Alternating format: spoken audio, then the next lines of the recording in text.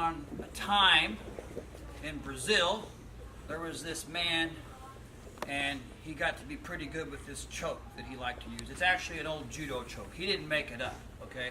It's an old judo choke. It's got a Japanese name. It doesn't go by that name. It doesn't go by the Japanese name anymore because this man got really good at this choke, started choking everybody out with it, and so they named the choke after this man in Brazil. And this man's name was Ezekiel. True story. And so we're going to learn the Ezekiel choke. And I love this choke because when I've taken people to tournaments, like I'll tell you a story. I took one guy to a tournament. It was his first tournament, Brett Boyce. I took him to a tournament, and he's like, white belt division. Scott, what should I do? I said, go out and do the Ezekiel choke. And he goes, okay. He went out to his first match, choked the guy out. He came back, what should I do the next time? I said, go out and, do the Ezekiel choke. He went out, won again.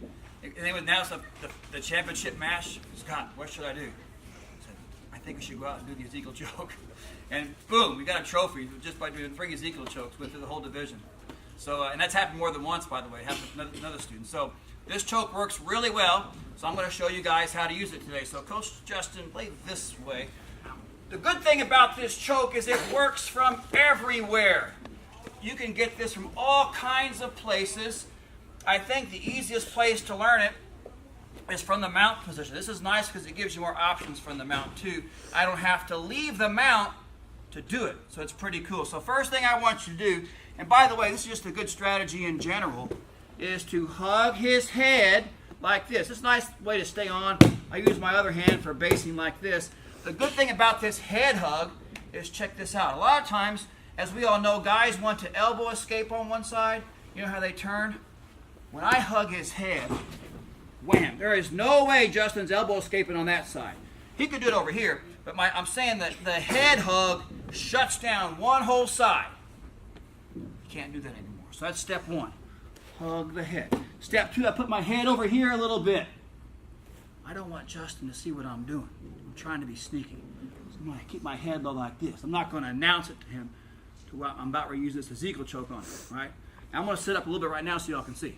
But really, when I do this, I'm going to be right down here, so I'm blocking his field of view while I do this. Look at my hand. See that? Look, everybody do this. Take your fingers, walk them in your gi.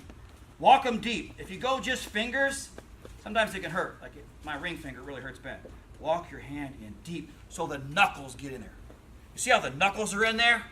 Yeah. Like this will work, don't get me wrong. Some guys even do a 2-finger or 3-finger Ezekiel choke, but my favorite one is to walk the whole hand in there and get the knuckles in there, like that. All right, so I'm here, I block off the head, I hide the field of view, I get my grip, and here's what you're going to do. You got this, you're going to take this arm is under his head, you're going to take this arm, and look, yeah, here's his head. I'm going to take this arm and bring it up. Put it right on top of his throat. So here's his head. Put your head here. Like this. Like this. Look, rotate it on top. You can karate chop or you can fist. Doesn't matter. I don't know that it makes much of a difference. I think I usually fist, but this is what I like. Like this. This is the position.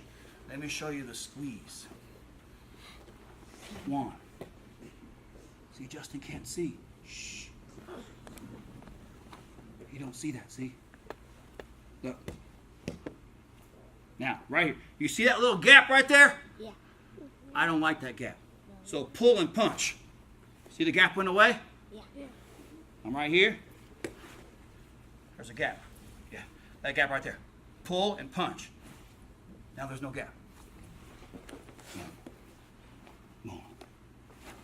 Now here is the squeeze. What you want to do is you're going to chop down. What you should do is lean away from the back arm. The back arm's over there. This one's going to chop down.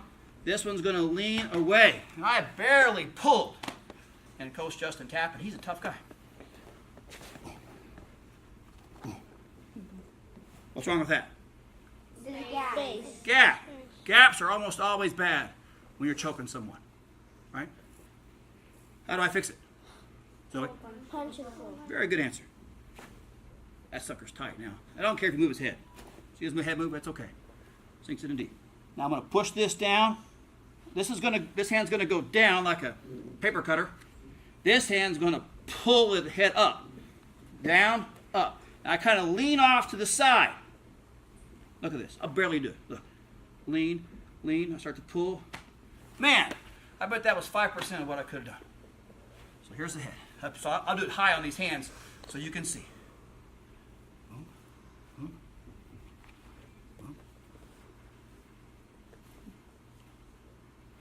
I'll exaggerate this. See, I push down and I lean away from the bottom arm. The bottom arm, I lean away. It's going to pull. Hurts his hands, don't it? Ezekiel choke from mount. 1, 3, 1, 2.